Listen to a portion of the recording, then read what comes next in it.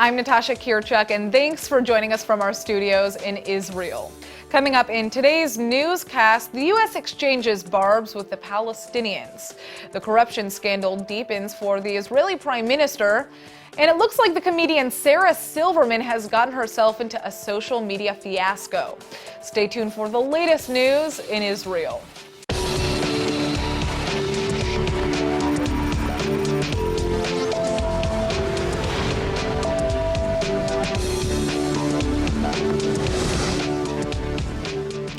The White House says it's ready to talk Middle East peace with the Palestinians, but it may be too late.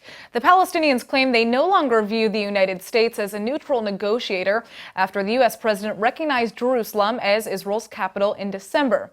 And the Palestinian leader Mahmoud Abbas is now calling for a collective approach to the conflict.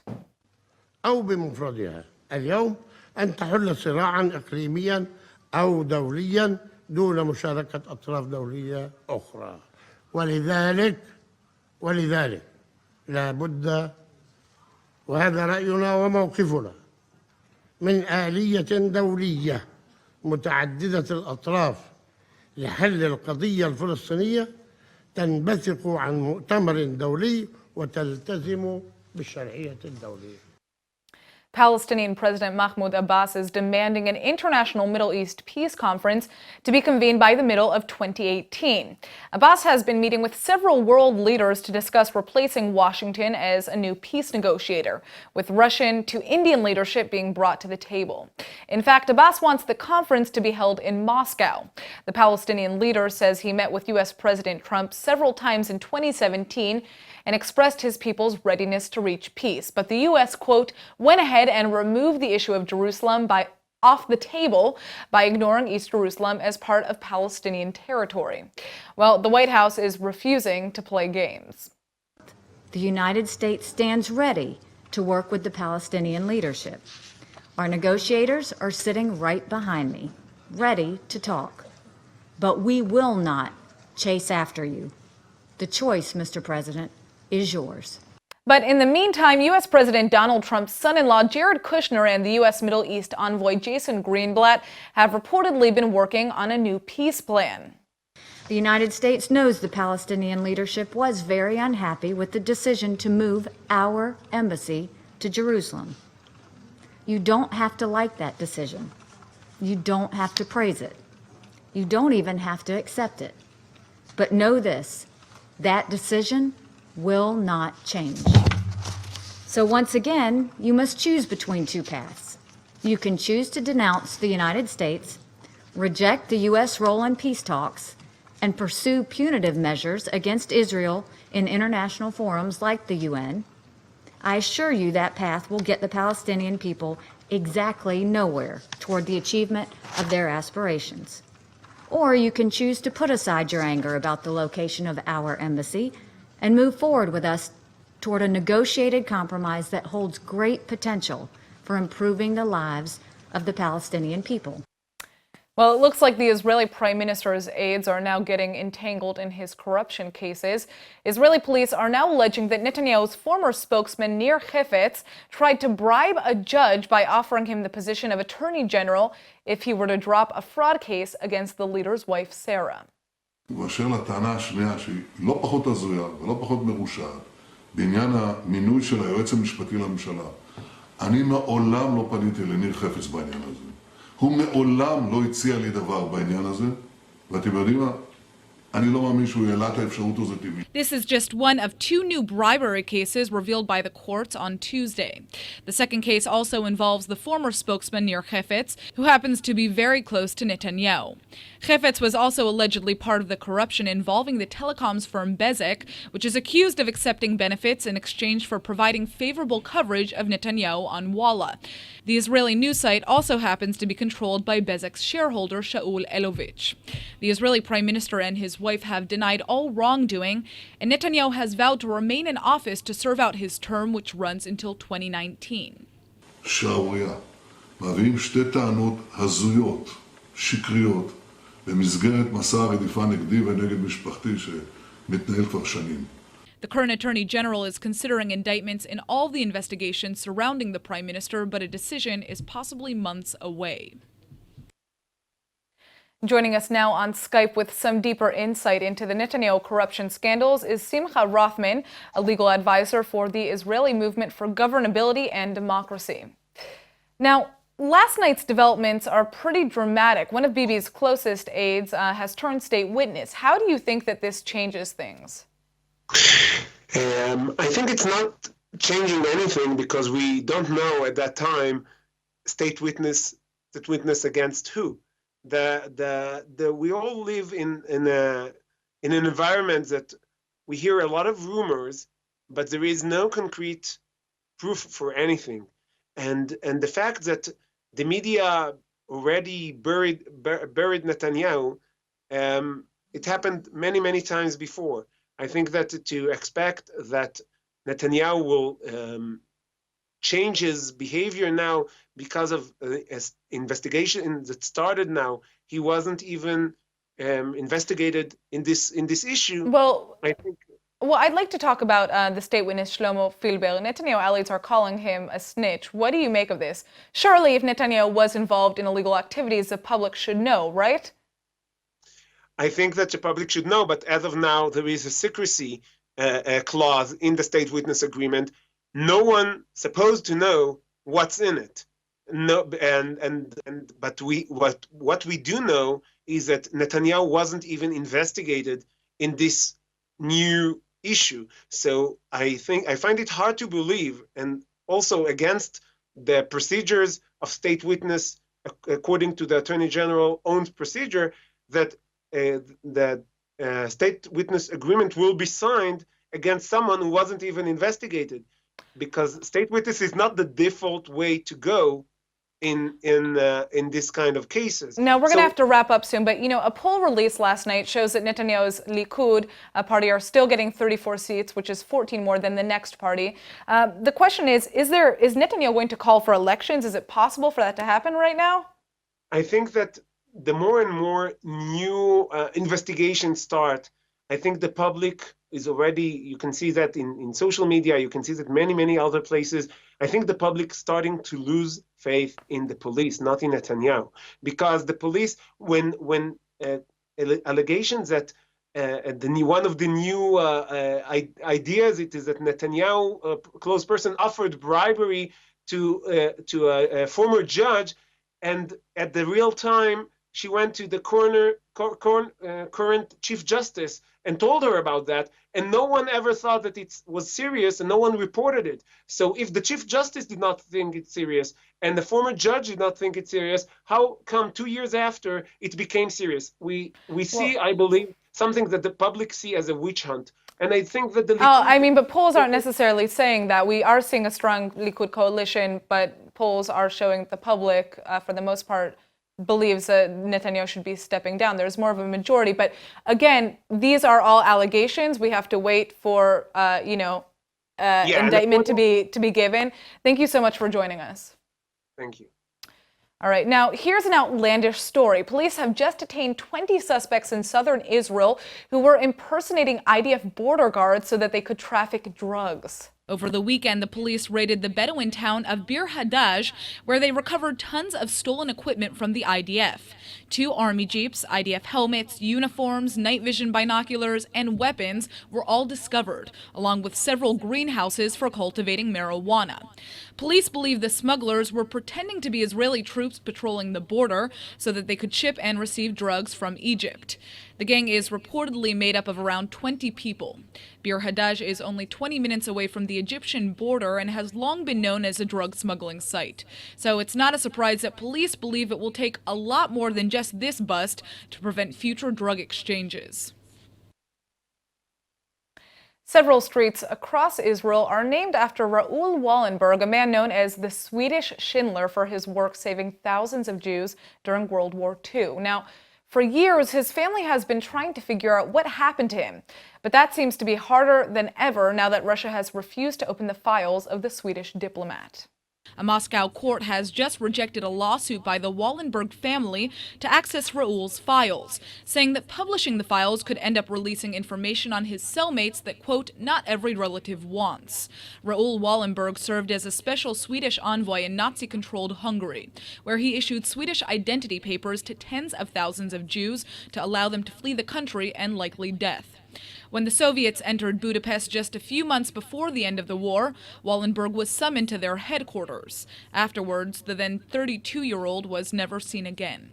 In 1957, the Soviet Union released a document claiming that Wallenberg had been jailed in a Russian prison and that he died of heart failure there in 1947. But his family has refused to accept this version of events. They specifically want to know if Wallenberg was prisoner number 7, who, according to records, was interrogated just 6 days after his alleged death.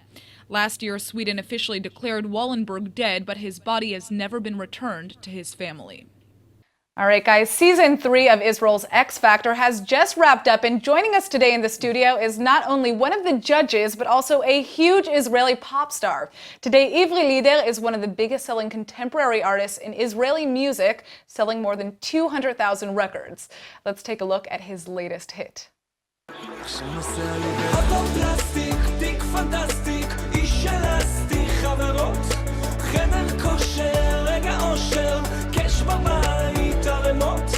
Baby body, anybody, קרם זהב בחבילות, חדר חושך, רגע יושר, חיבוקים ונשיקות.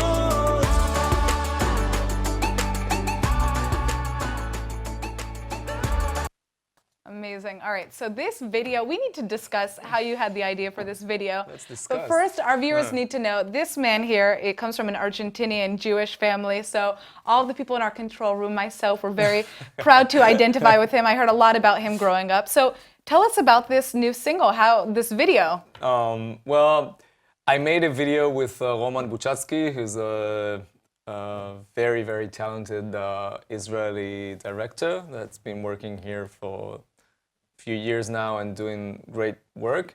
I wanted to work with Roman, and then we started discussing what kind of a video we want to do. And you know what? One of the first things I told Roman is, I think I should dance.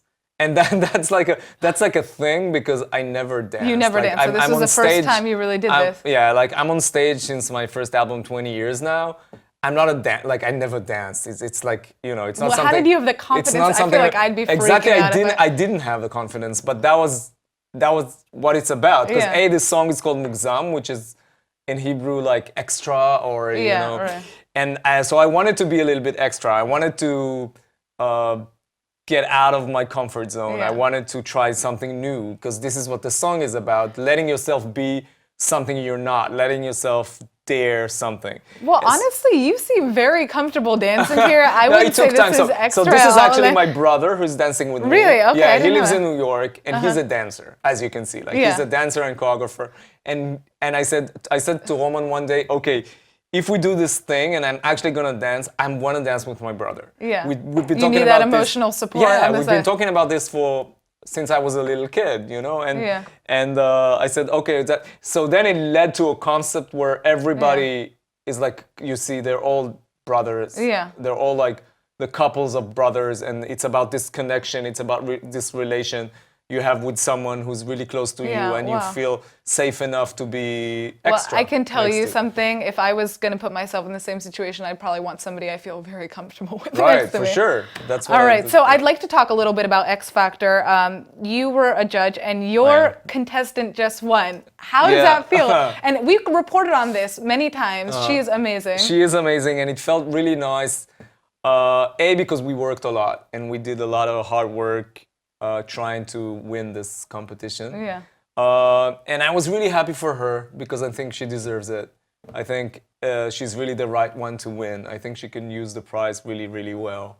I think she's got a bright, amazing future ahead Well, yeah, and she also doesn't come from the easiest background, exactly, right? She's single mother. Exactly, single mother, Ethiopian, in Jerusalem. You know, it's amazing how she made herself who she is, and she's so young. Yeah, and, well, we all have to keep our eyes on this. Oh, and for I sure. want to hear more about what you're currently working on. And And I think also one thing to really keep in mind is you are somebody who has truly been kind of breaking barriers here in Israel. You were one of the first singers in Israel to come out as gay in a public platform, which changed kind of the course of music history here. How has your music changed as you've kind of been able to be free with your identity here?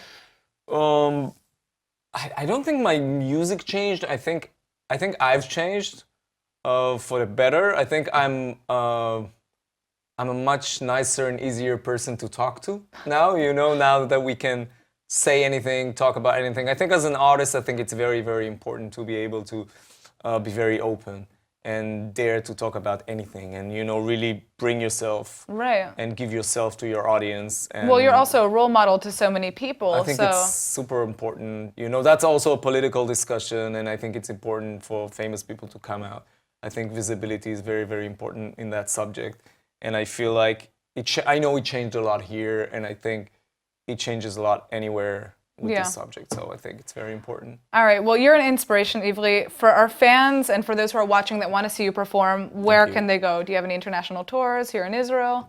Actually, right now, we are working on a new tour. This is very, very exciting, because this is a huge thing, and we're going to start in Caesarea, which is the best place to play in Israel, in May 10th. That's going to be the first show of the tour. And it's all new. It's like new arrangement, new stage, state-of-the-art stuff.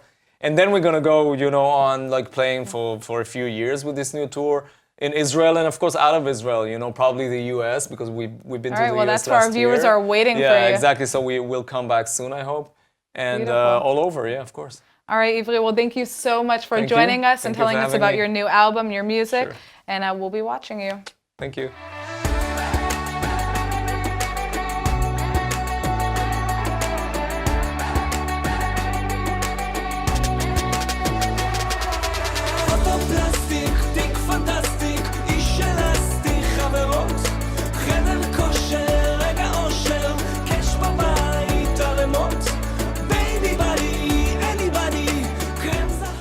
It looks like Sarah Silverman has had a rough day. The Jewish comedian doesn't seem to know what she was getting herself into when she decided to tweet her support for the 17-year-old Palestinian Ahad Tamimi, who is currently being detained by Israeli police for slapping an Israeli soldier. Silverman has been bombarded by angry responses, and now it looks like she's trying to tiptoe herself out of getting involved in the Israeli-Palestinian conflict. The comedian took to Twitter on Friday, writing, "Jews have to stand up even, especially when the wrongdoing is by Jews/the Israeli government." She then provided a link to an Amnesty International campaign calling to free Ahad Tamimi. The 17-year-old Palestinian has been charged with aggravated assault, hindering a soldier in the line of duty, rock-throwing, incitement, and threatening a soldier's life. The indictment covers 6 incidents over the past couple of months, the most famous being a slapping incident on December 15th that was captured on video and went viral. Silverman's tweet supporting Tamimi has outraged many, including the parents of 15-year-old Malki Roth, who was killed in a Palestinian suicide bombing. They tweeted back, "Entertainers exploiting their fame are often a poor choice for clarifying what's moral or good. Sarah, did you stand up for our daughter Malki and the other 15 Jewish lives extinguished by Ahlam Tamimi, Ahad's cousin and role model in life? Do you stand with Ahad's call to kill?" Well, now Sarah Silverman has backtracked on her first and now deleted post, admitting she just doesn't know enough about the conflict. "The more I learn, the less I feel I know." The comedian is now retweeting pieces from people on both sides of the conflict, and most recently, she posted the following. "Dear Palestinians, Jews, Israelis, and everyone with an opinion. I can only speak for me, and all I care about is what is true and what is just. Unfortunately, from what I see, those things seem to be wildly subjective. Only God/Allah/Hashem/Mr. Rogers actually know." Well, in an unprecedented move, Israel's labor minister Chaim Katz has announced that he will be issuing a work permit for soccer matches that are scheduled to be held on Shabbat. The surprising move comes after several religious football players asked the government if it would be possible not to play football matches on the Jewish Day of Rest. After investigating the issue at length, lawmakers came to the realization that the status quo must remain and that it would be too complicated to move soccer matches to another day. Even though soccer has always been played on Shabbat, Israeli governments have never actually given an official stamp of approval. Now that's about to change with the permit that's being issued. Ultra-Orthodox parties who have historically been against playing soccer on Shabbat have quietly agreed not to object to the move, since they're satisfied with Prime Minister Netanyahu's decision to pass the controversial supermarkets law, a law that gives the Interior Ministry the power to close businesses on Shabbat. The coalition's Orthodox Shas party is currently in charge of that ministry. Dating has never been an easy task, even with all the online platforms that exist. Well, now a Ukrainian immigrant to Israel has just created the most ideal dating app, and ILTV's Emmanuel Kadosh has the details. Thanks, Natasha. Well, like you said, dating is definitely not easy, and the founder of this new dating app, Jan Shapiro, agrees. He created the Cinema dating app, which is like Tinder, but for dates at the movie theater specifically. Now, in my opinion, this is absolutely genius, and not even just for dating. There's so many people out there who want to go see a new movie and just really don't have anybody to go with. I feel like that happens to me at least once a week. Nobody ever wants to go and see the movies that I want to go and see, or just go to the movies anymore at all. So how does this app work exactly? Well, like Tinder, the app allows you to pick a movie and then match with a partner registered to it. Now, the basis of the matching people up on dates is movie interests, date availability, and proximity, and includes cinemas all across the country. Yeah, well, I feel like this makes things a little easier for all of those shy people who are out there. You know, it's not even easy when you're using these apps, because once you've been matched, then the two actually have to spark a conversation. You have to spark a conversation with somebody and obviously set a date, hopefully. Exactly, and that's what Shapiro said. Making the first step for people is extremely tough, so through this app, you start off by sending them an invite to a movie you both already wanted to go to, making it easier for both of you. Well, I'm excited to see how this app actually performs. Thanks for joining us, Emmanuel. Thank you. All right, now here is some exciting news. An Israeli emergency response team has just received a major award from Panama for its life-saving efforts in the Central American country. The organization United Hatzalah has received an award from the Panama Homefront Command for its work over the past couple of years. The Israeli Voluntary First Response Service has been operating in South and Central America since 2015, helping Panama specifically in protecting its population against natural disasters. United Hatzalah trains volunteers across the world to reach people in a medical emergency within an average of just 3 minutes. All right, this may be the weirdest story that you've ever heard, or possibly the coolest. An Israeli research team has just discovered a way to grow a miniature version of the human brain.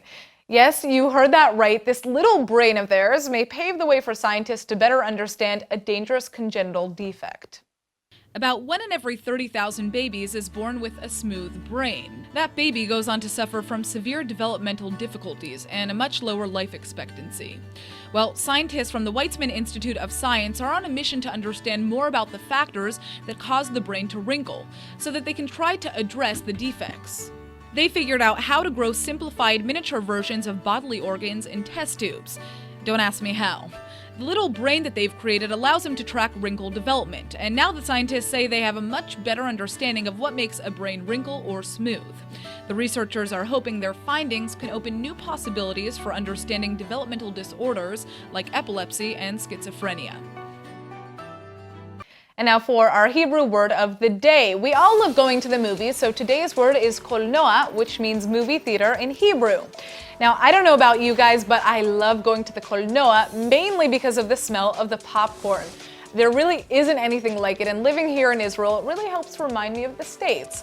The only thing that can be a bit annoying about going to the kolnoa is how loud people can be inside. All that gasping, crying, commenting on the movie can make me go crazy. Either way, I love going to the kolnoa, so I guess I'm just gonna have to go and check what's in the cinemas today. All right, let's go ahead and take a look at the weather forecast. Well, the winter heat wave is back. Expect a drop in temperatures with partly cloudy skies this evening, and the low tonight should be about 54 or 12 degrees Celsius. The high tomorrow will be around 69 or 21 degrees Celsius. All right, everybody, that's it for today's news. Today's exchange rate is 3.5 shekels to the American dollar. Remember to sign up for our daily newsletter at iltv.tv, and don't forget to follow us on Facebook at Israel English News and on Twitter at ILTV News. I'm Natasha Kirchuk, and thanks for watching.